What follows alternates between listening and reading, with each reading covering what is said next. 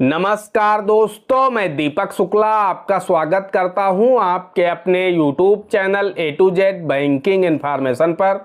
दोस्तों, आज के वीडियो में हम जानकारी देंगे कि सिर्फ 1 बीघा जमीन पर 2 लाख रुपए का KCC लोन कैसे प्राप्त करें। आज के वीडियो में हम आपको इसी विषय पर जानकारी देने वाले हैं, क्योंकि ज़्यादातर किसानों की चाहत होती है, ज़्यादातर किसानों की यह मंशा होती है कि हमें कम से कम जमीन पर ज़्यादा से ज़्यादा KCC लोन मिल जाए। इसके पीछे के अगर हम कारण की बात करें तो आप सभी को पता है कि भारत में एकमात्र KCC ही ऐसा लोन है जो कि 4% की वार्षिक ब्याज दर पर आप लोगों को रुपए 3 लाख तक का KCC लोन मिल जाता है। दोस्तों, इसमें डॉक्यूमेंट भी बहुत कम लगते हैं और इसमें बहुत ही आसान प्रक्रिया होती है, यानी बैंकों से आसानी से किसान को KCC लोन मिल जाता है अन्य लोन की अपेक्षा में। अन्य लोन में किसान को बैंकों के चक्कर लगाने पड़ते हैं, दौड़ भाग करनी पड़ती है, बहुत सारे खर्चे अन्य आते हैं, अन्य डॉक्यूमेंट तैयार करवाने पड़ते हैं।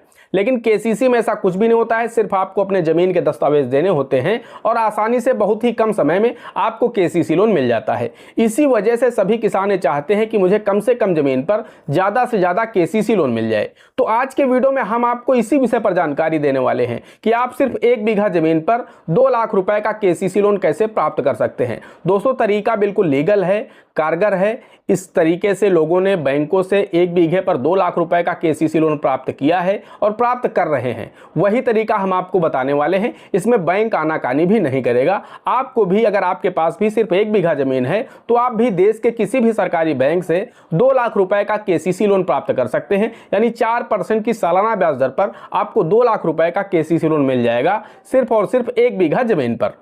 दोस्तों, वीडियो में आगे बढ़ें, आप लोगों को हम पूरी जानकारी दें कि किस तरह से आप लोग KCC लोन 1 बीघा जमीन पर 2 लाख रुपए प्राप्त कर सकते हैं। उससे पहले आप सभी लोगों से मेरी एक छोटी सी रिक्वेस्ट है, वीडियो पसंद आ जाए तो एक लाइक कर देना। चैनल पर नए हैं, पहली बार आए हैं तो चैनल को सब्सक्राइब करके बेल आइकन को प्रेस कर लेना, ताकि जैसे हम इस तरह का कोई भी दूसरा वीडियो अपलोड करें तो उसका नोटिफिकेशन आपको सबसे पहले मिले। चलिए शुरू कर लेते हैं।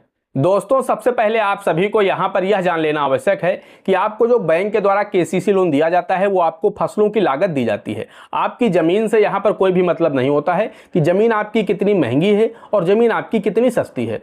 अगर एक ज़मीन ऐसी है जो कि 5 लाख रुपए बीघा है और एक ज़मीन ऐसी है जो कि हाईवे के किनारे है या आबादी के नज़दीक है जिसकी कीमत 50 लाख रुपए बीघे है, लेकिन दोनों खेत में फसलें सेम बोई गई हैं तो दोनों को KCC लोन सेम ही मिलेगा।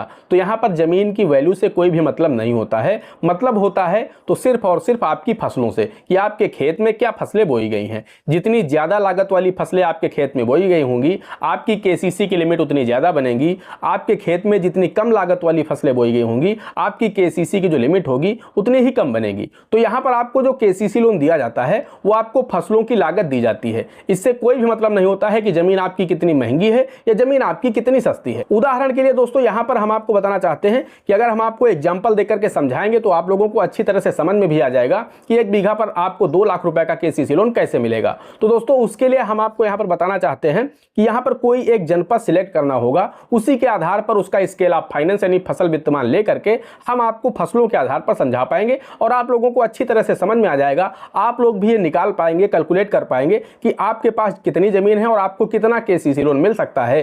तो दोस्तों, उसके लिए हम आपको यहां पर उत्तर प्रदेश के उन्नाव जनपद को ले लेते हैं। यहां का स्केल ऑफ फाइनेंस हमारे पास है 2024-25 का जो नया स्केल ऑफ फाइनेंस यानी फसल वित्तमान है।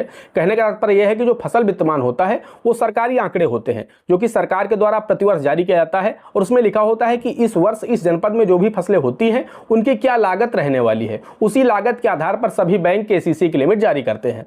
अगर आपको भी कम जमीन पर ज़्यादा KCC लोन प्राप्त करना है तो उसके लिए आपको अपने खसरे में महंगी यानी जो ज़्यादा लागत वाली फसलें हैं वो लिखवानी होंगी। और जो खसरा होता है लेखपाल महोदय के द्वारा तैयार किया जाता है। ये हाथ से लिख करके एक कागज़ होता है जिस पर वो लिख करके दे देते हैं कि यह किसान अपने खेत में ये फसलें बोता है। तो उसमें आपको क्या करना है कि आपके क्षेत्र में जो फसलें होती हैं उन फसलों को लिखाना है, लेकिन उसमें ये लिखाना है जो ज़्यादा लागत वाली फसलें हैं। अब यहाँ पर जो उन्नाव जनपद की मैं बात कर रहा हूँ, यहाँ का एक किसान है जिसके पास सिर्फ 1 बीघा जमीन है और उसको 2 लाख रुपए KCC लोन की आवश्यकता है। चूंकि KCC लोन का पैसा जो होता है वो पूरा का पूरा किसान अपने खेत में ही नहीं लगाता है, सभी को पता है। कोई मकान बनवाने में लगाता है, कोई शादी में खर्च करता है, कोई अन्य जगह पर खर्च करता है, कोई बिजनेस में लगाता है। चूंकि सस्ता लोन है किसान को आसानी से मिल जाता है, तो किसान लेकर के अपना अलग अलग जगह पर वो इन्वेस्ट कर लेता है, चाहे उसे मकान बनवाना हो, शादी करना हो, या फिर कहीं बिजनेस में उसको लगाना हो। तो अब उसको 2 लाख रुपए की आवश्यकता है, जमीन उसके पास सिर्फ 1 बीघा है, तो कैसे मिलेगा? तो उसके लिए दोस्तों हम आपको बताना चाहते हैं, मेरे पास जो उन्नाव जनपद का स्केल ऑफ फाइनेंस है उसको देखते हुए यहाँ पर हम आपको बताने वाले हैं। तो दोस्तों देखिए, यहाँ पर उन्नाव जनपद में अब उस किसान को क्या करना है जिसके पास 1 बीघा जमीन है, उन्नाव जनपद का रहने वाला है, तो उसको अपने खसरे में 3 फसलें लिखानी है। एक फसल रबी की होती है, एक होती है खरीफ की, और एक होती है जायद की। ये 3 फसलें लिखानी है। अब उसमें उसको कौन कौन सी 3 फसलें लिखानी है, तो यहाँ पर अगर हम बात करें उन्नाव जनपद में, तो आलू की फसल होती है, जो कि सबसे ज़्यादा लागत वाली फसल है रबी सीजन में। इसकी जो लागत है प्रति हेक्टेयर वो 1,66,000 रुपये है। सरकारी जो लागत है वो 1,66,000 है स्केल ऑफ फाइनेंस में। तो 1,66,000 प्रति हेक्टेयर की दर से इसको मिल जाएगा। और उसके बाद उसकी जो खरीफ की फसल है वो धान की फसल हो जाएगी। धान खूब होता है उन्नाव में, तो धान की फसल हो जाएगी। उसको यहाँ पर जो सरकारी लागत है जो स्केल ऑफ फाइनेंस में है वो प्रति हेक्टेयर लागत है 66,000 रुपये।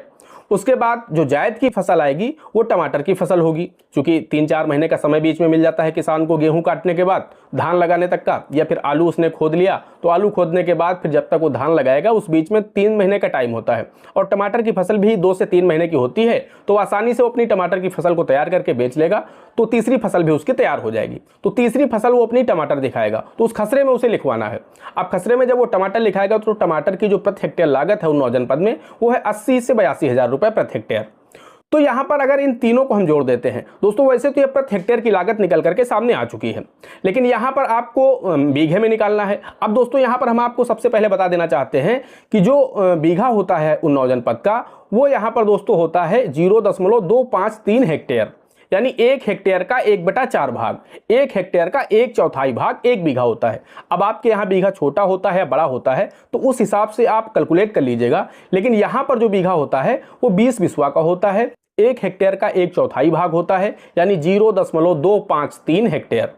तो अब इस किसान के पास 0.253 हेक्टेयर भूमि है, तो इसका 1/4 से मिलेगा। तो 1,66,000 का अगर हम 1/4 करेंगे तो लगभग 41,000 रुपये आ जाता है। 66,000 रुपये जो कि धान की लागत है, इसका हम 1/4 करेंगे तो दोस्तों लगभग ये 16,000 रुपये आ जाएगा। उसके बाद दोस्तों 80,000 रुपये उसकी टमाटर की लागत है प्रति हेक्टेयर, तो इसका 1/4 भाग निकालेंगे, 1/4 हिस्सा, तो 20,000 आ जाएगा। इन तीनों को जब हम जोड़ देते हैं तो लगभग दोस्तों यहाँ पर जो अमाउंट निकल के आता है वो 78 से 80,000 रुपये आता है। अब 78 से 80,000 रुपये किसानों, इस 1 बीघा वाले किसान को फसलों की लागत मिल गई। इसके बाद 10% बैंक देता है इन फसलों के भंडारण के लिए और उसकी रखरखाव के लिए, कि जितना भी अमाउंट इसको दिया जा रहा है फसलों की लागत का, इसका 10% आप दीजिए इसके भंडारण के लिए और रखरखाव के लिए, ताकि फसलें खराब ना हो। तो 8,000 रुपये, 80,000 का 10% 8,000 रुपये किसान को और मिल जाएगा। ये अमाउंट हो जाएगा 88,000 रुपये। और उसके बाद दोस्तों यहाँ पर 20% बैंक देता है उस किसान को घरेलू उपभोग के लिए, कि किसान जो पैसा लेकर के केसीसी के माध्यम से अपनी फसल में लगा रहा है, उसके घर का खर्च कैसे चलेगा, 3-4 महीने बाद फसल तैयार होगी तब वो फसल से उसे पैसा मिलेगा, तो तब तक उसका 3-4 महीने का जो खर्च है वो कहाँ से चलेगा, तो इसलिए 20% बैंक केसीसी में ही देता है घरेलू उपभोग के लिए, सभी किसानों को दिया जाता है। तो 20% दे दिया जाएगा, तो 80,000 का 20% हो जाएगा लगभग 16,000 रुपये। अब दोस्तों अगर इन तीनों को आप जोड़ देंगे, फसलों की लागत 10% और 20%, तो ये लगभग 1 लाख रुपए हो जाता है। यानी 1 बीघा किसान के पास भूमि है, उसे पहले साल 1 लाख रुपए मिल सकता है इस केसीसी लोन से।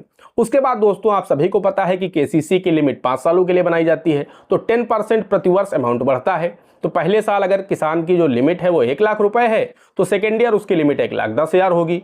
उसके थर्ड ईयर उसकी जो लिमिट होगी वो 1,21,000 होगी। इसी तरह से चौथे साल 1,33,000 होगी।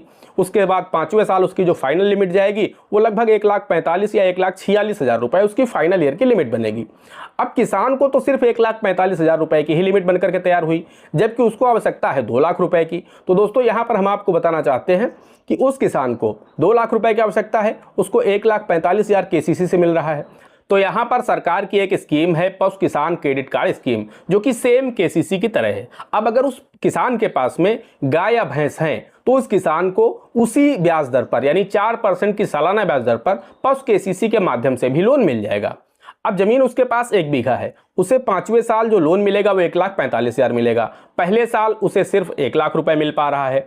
अब उसे आवश्यकता ज़्यादा पैसे की है, 1.5 लाख या 2 लाख रुपए की ज़रूरत है, तो उसकी ज़रूरत कैसे पूरी होगी? तो उसके लिए सरकार की जो दूसरी स्कीम मैंने बताई आपको, PKCC यानी पशु किसान क्रेडिट कार्ड स्कीम। अब किसान के पास पहले से गाय या भैंस होनी चाहिए।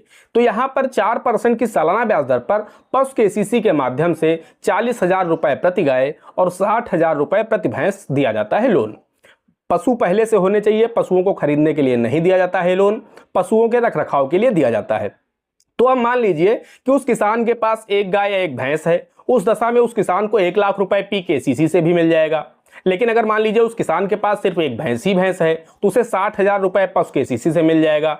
तो ये जो 1,45,46,000 ये हो रहा है, 60,000 उसे भैंस से मिल जाएगा, तो लगभग 2 लाख के ऊपर अमाउंट उसका चला जाएगा। तो उसे जो पहले साल की उसकी 1 लाख रुपए की लिमिट है प्लस 60,000 रुपए उसकी जो PKCC की लिमिट है, तो उसे 1,60,000 रुपए तक बैंक से पहले ही साल मिल जाएगा। लेकिन अगर उसके पास में एक गाय और एक भैंस है तो उसे पहले ही साल 2 लाख रुपए मिल जाएगा। 1 लाख PKCC का मिल जाएगा और पहले साल उसकी KCC की लिमिट 1 लाख है तो 1 लाख उसका मिल जाएगा। दोनों को मिला करके वो 2 लाख रुपए विड्रॉल कर पाएगा और उसका जो बाकी का 45 से 46,000 रुपए है वो 10% करके बढ़ता रहेगा KCC का प्रतिवर्ष, और 5वें साल तक वो 2,45,000 रुपए तक निकाल पाएगा। तो कुल मिलाकर के आप इस तरह से बहुत ही आसानी से 1 बीघे पर 2 से 2.5 लाख रुपए का KCC लोन प्राप्त कर सकते हैं। दोस्तों आशा करते हैं वीडियो पसंद आया होगा। अगर वीडियो पसंद आया हो तो एक लाइक करना, चैनल पर नए हैं, पहली बार आए हैं तो चैनल को सब्सक्राइब करके बेल आइकन को प्रेस कर लेना, ताकि जैसे हम इस तरह का कोई भी दूसरा वीडियो अपलोड करें तो उसका नोटिफिकेशन आपको सबसे पहले मिले। दोस्तों आज के वीडियो में इतना ही, मिलते हैं अगले वीडियो में किसी अगले इंटरेस्टिंग टॉपिक के साथ। तब तक के लिए जय हिंद, जय भारत।